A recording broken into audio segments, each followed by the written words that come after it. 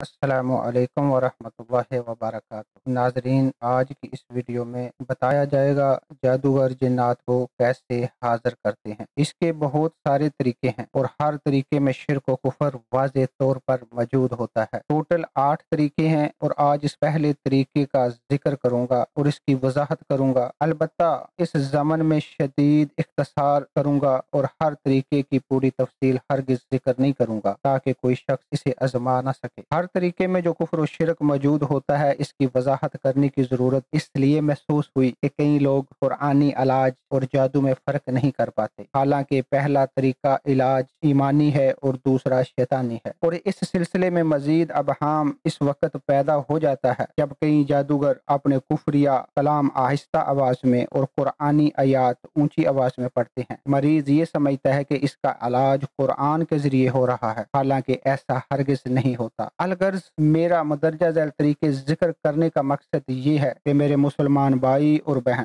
گمراہی اور شر کے راستوں سے بچ جائیں اور مجرم پیشہ لوگوں کا رستہ کھل کر سامنے آ جائے۔ پہلے طریقے میں جادوگر ناپاکی اختیار کرتا ہے اور ایک ایسے کمرے کا انتخاب کرتا ہے جو بالکل خالی ہو، پھر اس میں آگ جلاتا ہے۔ آگ جلانے کے بعد اس کے اوپر ایک دھونی رکھتا ہے۔ اگر اس کا مقصد دو آدمیوں کے درمیان نفرت پیدا کرنا ہے، میاں بیوی کے درمیان جدائی ڈالنا ہے، تو وہ جو دھونی آگ پر رکھتا ہے وہ بدبودار ہوتی ہے۔ اور اگر ان کے اندر محبت پیدا کرنے کا مقصد ہے کہ میاں بیوی کے درمیان محبت پیدا ہو، تو پھر خوشبودار دھونی کا استعمال کیا جاتا ہے۔ اس کے بعد شرکیہ کلام جو جادوگر کے خاص منتر ہوتے ہیں ان کو پڑھنا شروع کرتا ہے اور جنوں کو ان کے سردار کی قسم اور واسطے دیتا ہے اور ان کے آگے تحفے تحائف پیش کرتا ہے اور اپنے مطالبات رکھتا ہے کہ میرا یہ کام کر دو۔ اسی دوران جب یہ عمل کر رہا ہوتا ہے تو کتے کی شکل میں یا اژدہے کی شکل میں یا کسی اور شکل میں ایک خیالی تصویر اسے نظر آتی ہے جسے وہ اپنا مقصد پورا کرنے کے لیے احکامات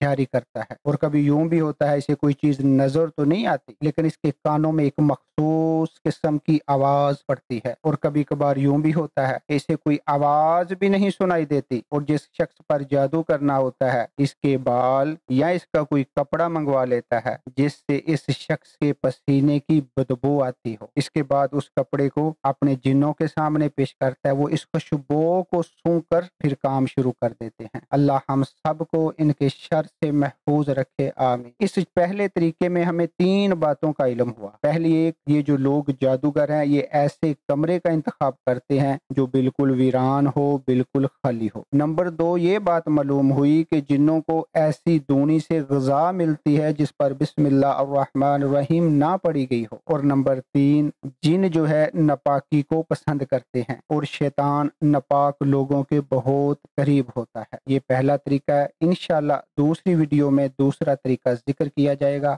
ویڈیو اچھی لگی ہے تو چینل کو سبسکرائب اور لائک ضرور کریں اور بیل آئیکن والے بٹن کو لازمی دبائیں تاکہ ہر نئی آنے والی ویڈیو آپ کو سب سے پہلے مل سکے۔